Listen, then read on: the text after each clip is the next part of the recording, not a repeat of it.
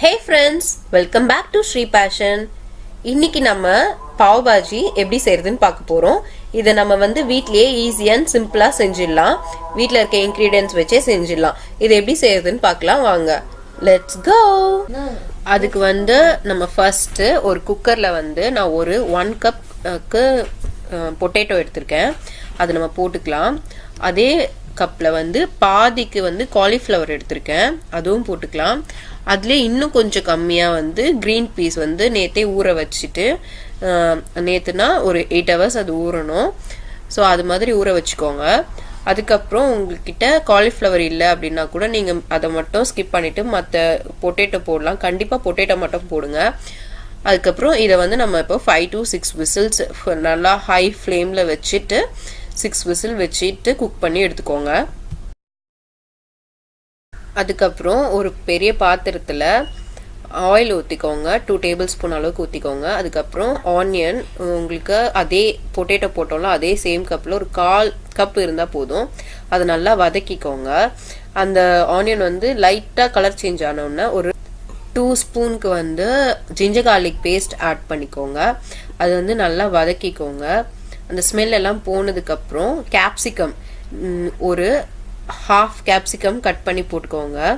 அது நீங்கள் yellow, green, red, orange எதுனாலும் நீங்கள் யூஸ் பண்ணிக்கலாம். அதுக்கப்புறம் கொஞ்சமாக ஒரு 1/4 ஸ்பூன் மஞ்சள் ஆட் பண்ணிக்கோங்க. அதோட ஸ்மெல் நல்லா வரும். அந்த ஸ்மெல் வந்ததுக்கப்புறம் மிளகாத்தூள் ஆட் பண்ணிக்கலாம். நீங்கள் 2 ஸ்பூன் மிளகாத்தூள் ஆட் பண்ணிக்கோங்க. அப்படி இல்லைன்னா உங்களுக்கு எவ்வளோ காரம் தேவையோ அது மாதிரி ஆட் பண்ணிக்கோங்க. அதுக்கப்புறம் 1 பவுல் ஃபுல்லாக பொட்டேட்டோ ஆட் பண்ண மாதிரியே டொமேட்டோ ஆட் பண்ணிக்கோங்க. அதை நல்லா ஒரு 2 minutes வதக்கிட்டு அதில் நம்ம தண்ணி ஆட் பண்ணிக்கலாம். ஒரு கொஞ்சமாக தண்ணி ஆட் பண்ணிக்கோங்க. ரொம்ப கொஞ்சமாக ஆட் பண்ணிவிட்டு அதை அப்படியே க்ளோஸ் பண்ணி குக் பண்ணிக்கோங்க. அப்போ அது ரொம்ப சாஃப்டாக வந்துடும். இப்போ நல்லா அதை கலக்கி விட்டு நல்லா லைட்டாக குத்தி விடுங்க. அப்போ நல்லா நல்லா ஸ்மாஷ் ஆகிட்டு ரொம்ப சாஃப்டாக வரும். அந்த டைமில் நம்ம குக் பண்ணி வச்சுருக்க அந்த பொட்டேட்டோ, பீஸ், காலிஃப்ளவர் அந்த இது இதில் போட்டுட்டு நல்லா நம்ம கலக்கி விட்டுடலாம்.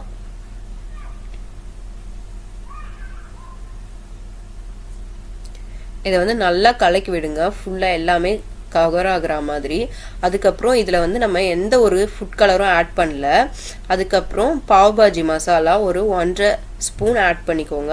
கூடவே தேவையான சால்ட் ஆட் பண்ணிக்கோங்க. நான் கல் உப்பு தான் ஆட் பண்ணுறேன். நீங்கள் எந்த சால்ட்னாலும் ஆட் பண்ணிக்கலாம். அதை நல்லா கலக்கி விட்டுட்டு ஒரு 50 கிராம்ஸ்க்கு பட்டர் ஆட் பண்ணிக்கோங்க.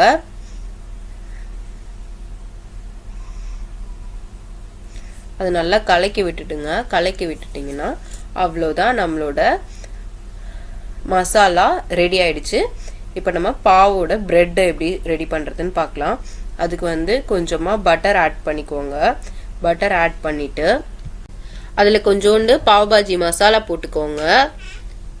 அதில் இன்னும் கொஞ்சம் சில்லி பவுடர் ஆட் பண்ணிக்கோங்க. இல்லைன்னா நீங்கள் வெறும்னே ஆயில் போட்டுட்டு பாவை ஃப்ரை பண்ணி கூட நீங்கள் அப்படியே சாப்பிடலாம். நான் கொஞ்சம் கொத்தமல்லி கூட போடுறேன். போட்டுட்டு அதை அதில் நல்லா ஃப்ரை பண்ணி இன்னும் நல்லா ஒரு டேஸ்டாக இருக்கும். இது நல்லா அதை ஃப்ரை பண்ணிவிட்டு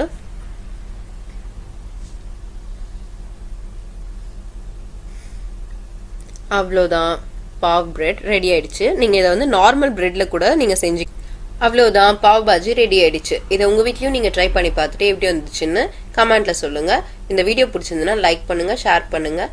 Thank you. Bye-bye.